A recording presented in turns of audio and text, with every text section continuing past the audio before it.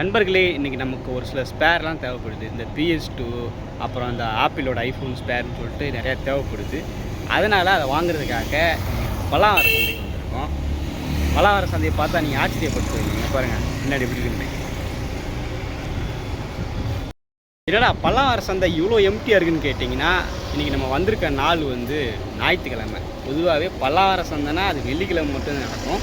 நம்மளால் வெள்ளிக்கிழமை வர முடியாது. ஏன்னா நம்ம வந்து வேலை விஷயமா இப்போ பெங்களூர் போயிட்டோம். சென்னையில் நான் இல்லை. அதனால தான் ஒரு மாதத்துக்கு மேலேயே பல்லாவர சந்தை சம்மந்தப்பட்ட வீடுகள் வரல.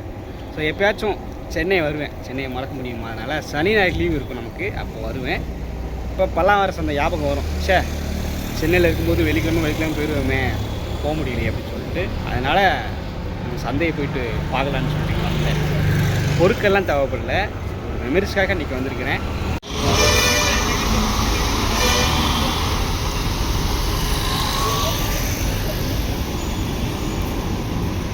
பொதுவாகவே இங்கேருந்தே கடையை ஸ்டார்ட் பண்ணிடுவாங்க. இங்கிட்ட ஒரு தார்பாய் விரிச்சுக்கிட்டு அங்கிட்டு ஃபுல்லாகவே கால் கூட வைக்க முடியாது. இந்த சவுண்டு கேட்டாலே நமக்கு வந்து இந்த ஃப்ரைடே ஞாபகம் தான். இந்த ட்ரெயின் வரப்போ இதை க்ளோஸ் பண்ணுவாங்களே, அப்போ இந்த மாதிரி ஒரு சவுண்டு வரும். கீன்னு கேட்குதா? இது எப்படா போடுவாங்க, க்ராஸ் பண்ணி போகலாம் அப்படின்னு சொல்லிட்டு இருக்கோம். சரி, இங்கே பாருங்கள் என்ட்ரன்ஸ். பல்லாவரம் சந்தை ஞாயிற்றுக்கிழமை பிளாங்காக இருக்குது பாருங்கள். அப்பா, இந்த மாதிரி பார்க்குறதுக்கு ரொம்ப ஆச்சரியமாக இருக்குது எனக்கு. ஏன்னா எப்போயுமே வெள்ளிக்கிழமை மட்டும்தான் இங்கே வருவோம். எல்லா பக்கமும் அப்படியே கடையாக இருக்கும், மக்கள் கூட்டமாக இருப்பாங்க. ஆனால் இன்றைக்கி பார்த்துங்க, கடை வைக்கிற இடத்துல வந்து பஸ்ஸு நிற்குது. ஜேபிஆர் காலேஜோட பஸ்ஸு. இது நார்மல் ரோடுங்க, தெரியுதா?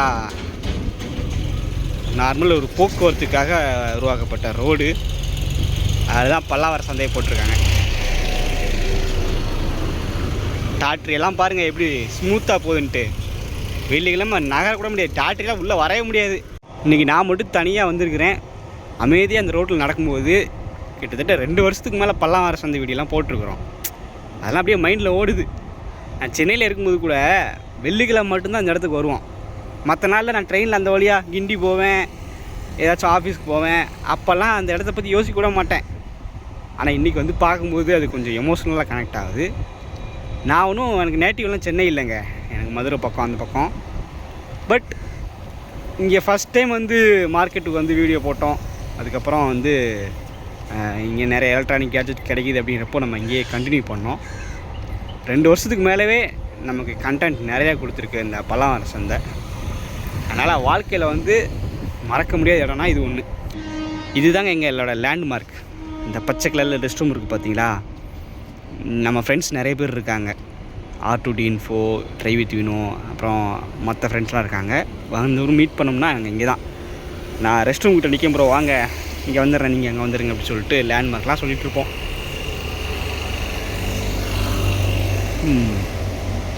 அந்த மழை இங்கே வந்து இந்த மைக்கில் வந்து வச்சிட்ருப்பாங்க, 4 சட்டை 20 4 சட்டை 20 அப்படி சொல்லிட்டு போட்டுட்ருக்கிறது.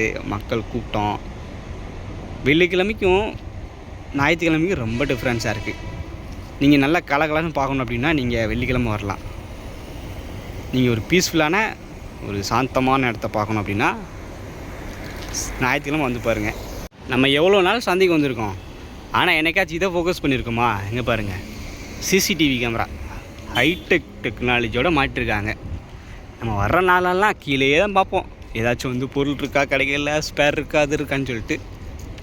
பட் இப்போ தான் நிறைய விஷயங்கள், நோட்டீஸ் பண்ணாத விஷயங்களை இந்த மார்க்கெட்டில் இன்றைக்கி பார்க்குறேன். நான் நினச்சேன் ஞாயிற்றுக்கிழமை ஏதாச்சும் 1-2 கடைகள் போட்டிருப்பாங்க.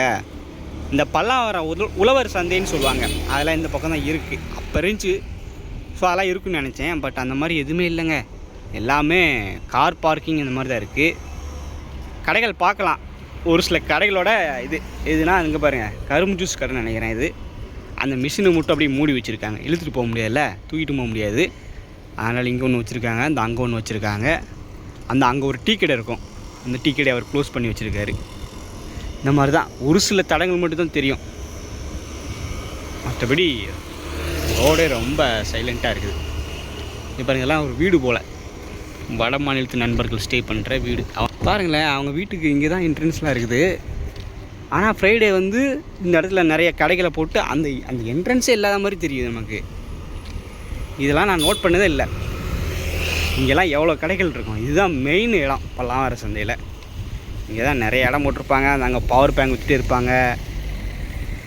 எப்படி இருக்குது பாருங்கள். ஆனால் எல்லா இடத்துலையும் சிசிடிவி கேமரா மாட்டிருக்காங்க. அங்கே பாருங்கள், ஒவ்வொரு போலுக்குமே.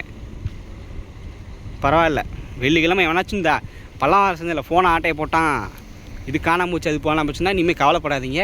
மேலே வந்து கேமரா இருக்குது. நீங்கள் கம்ப்ளைண்ட் கொடுத்தா மேபி கலாவண்டவனை பிடிச்சிடலாம்.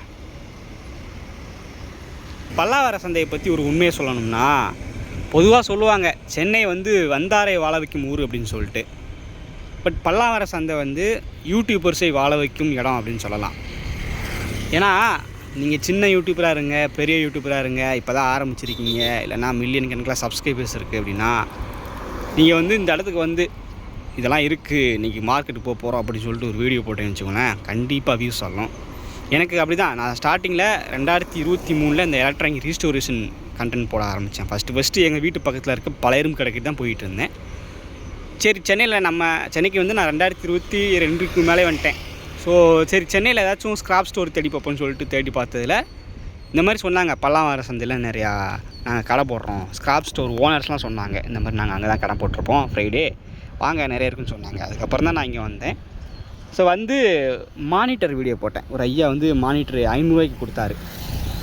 அதை வந்து சரி பண்ணி வீடியோ போட்டேன். அதுக்கு முன்னாடி நம்ம பழையரும் கல்லில் போயிட்டு எடுத்து சரி பண்ணி வீடியோ போட்டாலாம் அது 1000 வியூஸ் கூட போகாது. பட் இங்கே போட்டப்போ வியூஸ் வந்து ஒரு 20,000 30,000 வந்துச்சு.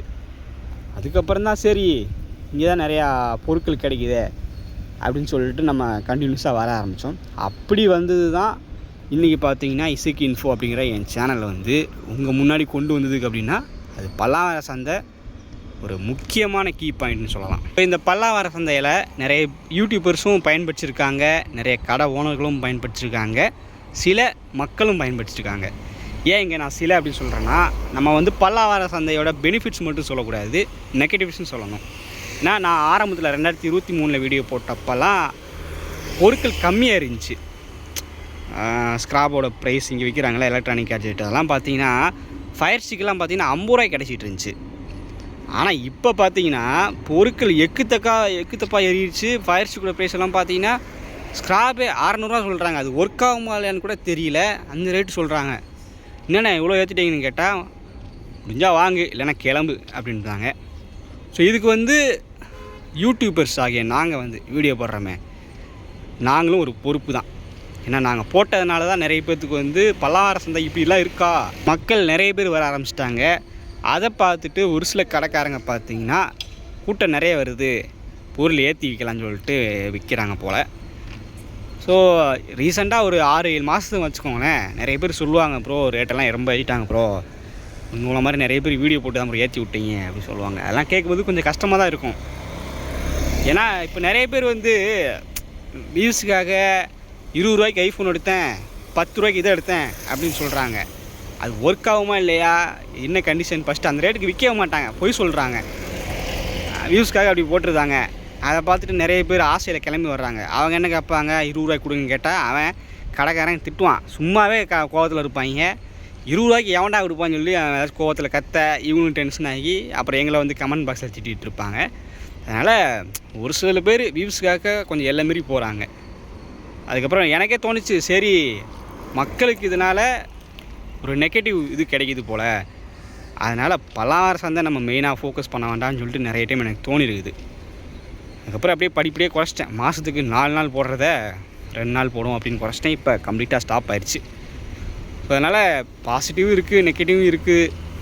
இது சம்மந்தமாக நான் வீடியோலையும் சொல்லியிருக்கிறேன். யாராச்சும் ரேட் அதிகம் சொன்னாங்கன்னா பேரம் பேச பாருங்கள். பேரம் பேசியும் கொடுக்கல அப்படின்னா அந்த கடையை வாங்குறத ஸ்கிப் பண்ணுங்கள். ஆட்டோமேட்டிக்காக அவங்க விலையை குறைக்க ஆரம்பிச்சிடுவாங்க அப்படின்னும் நிறைய வீடியோ மென்ஷன் பண்ணியிருக்கிறேன்.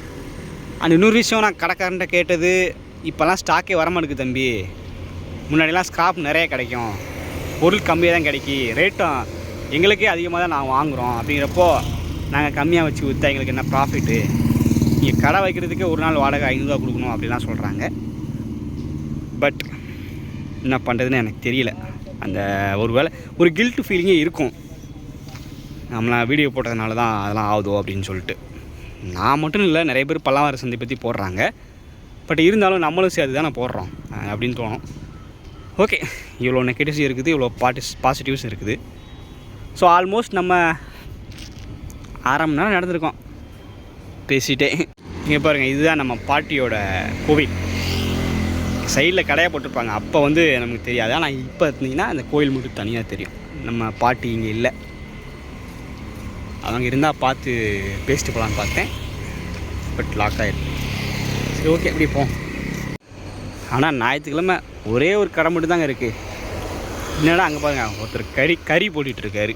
சண்டேனால் கறிக்கடை மட்டும் ஓப்பன் ஆகிருக்கு. மற்ற நாளில் கறிக்கடை இருக்காது, ஃப்ரைடேலாம் இருக்காது. இன்றைக்கி மட்டும் தான் பார்த்தேன். ஸோ ஆல்மோஸ்ட் பல்லாவர சந்தை ஃபுல்லாகவே நம்ம வந்தாச்சு. ஸோ இந்த பக்கம் பார்த்திங்கன்னா பூக்கடை, அந்த செடிகள் கடையெல்லாம் வச்சுருப்பாங்க. இங்கிட்டு கோழி பறவைகள் கடைலாம் வச்சுருப்பாங்க. எல்லாமே க்ளோஸில் இருக்குது. பட் இந்த பக்கம் பார்த்திங்கன்னா ஒரே ஒரு கடை தாங்க திறந்துருக்குது. பாருங்கள், பல்லாவர சந்தையில் தனியாக கடை போட்டிருக்காருங்க. இப்படி தான் அந்த கொடையாக வச்சுக்கிட்டு பெட்டியாக வச்சுக்கிட்டு வரிசையாக கடை இருக்கும் வெள்ளிக்கிழமை. பட் நான் மட்டும் தனியாக இந்த இடத்துக்கு வந்திருக்கப்போ அதை பார்க்கும்போது ரொம்பவே மனசு ஒரு மாதிரி இருக்குது. சரி, ஓகே, என்ன பண்ணுறது. சில பேர் சொல்கிறாங்க, ப்ரோ நீங்கள் ஃபுல் டைம் யூடியூப் ஆகிடுங்க, ஃபுல்லாகவே பல்லாவர சந்தை இந்த மாதிரி மார்க்கெட் வீடியோ, ரீஸ்டோரேஷன் வீடியோ போடுங்க அப்படின்னு சொல்கிறாங்க. அது கேட்குறதுக்கு நல்லாயிருக்கும். நான் அந்த அவரை மாதிரி பெரிய யூடியூபர் ஆக போகிறேன், இவரை மாதிரி ஆக போகிறேன் அப்படின்னு சொல்லிட்டு. பட்டு நடைமுறைக்கு சாத்தியமாகாது. ஏன்னா நமக்கு இன்றைக்கி வியூஸ் போய்கிட்டு இருக்கோம். 2-3 வருஷம் கழிச்சு இதே வியூஸ் போமா, இதே ரெவன்யூ வருமா அப்படின்னு கேட்டிங்கன்னா அது சந்தேகம்தான். அதனால் ஆரம்பிக்கலாம், தப்பு கிடையாது. பட் எனக்கு நான் இன்னும் வாழ்க்கையில் நிறையா பார்க்க வேண்டியிருக்குது. எனக்குன்னு ஒரு ப்ரொஃபஷனலாக நான் இந்த ஃபீல்டில் ஒர்க் பண்ணிகிட்ருக்கிறேன், அதில் ஒரு தலை சிறந்த ஆளாக வரணும் அப்படின்னு நான் நினைக்கிறேன். பட் யூடியூப் வந்து நமக்கு ஒரு ஹாபி மாதிரி, அதை நான் கைவிட மாட்டேன். நான் இப்போ பெங்களூர் போயிட்டு 1.5 மாதத்துக்கிட்ட ஆக போகுது. ஆனாலும் இந்த ரீஸ்டோரேஷன் வீடியோஸ் எல்லாம் போட்டுக்கிட்டு தான் இருக்கிறேன். ஸோ அது கண்டினியூ ஆகிட்டுருக்கோம். பல்லாவர சந்தை கண்டென்ட் மட்டும் கொஞ்சம் குறைஞ்சிருக்கும். அடுத்து நான் எப்போ பல்லாவர சந்தைக்கு வருவேன்னு தெரியாது. லீவு கிடைச்சா மேபி நான் வர்றேன். ரேராக தான் இருக்கும். பட் ரீஸ்டோரேஷன் வீடியோ, வேறு ஏதாச்சும் மார்க்கெட் போக முடியுது அப்படின்னா அந்த வீடியோலாம் கிடைக்கும்.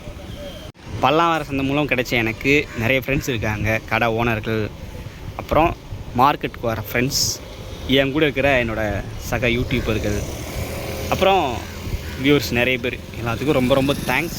ஸோ நீங்கள் யாருக்குமே முன்னாடி சொல்ல முடியல நான் வந்து இந்த மாதிரி பெங்களூர் ஷிஃப்ட் ஆகிறேன், பல்லாவரம் வர்றது கஷ்டம் அப்படின்ட்டு.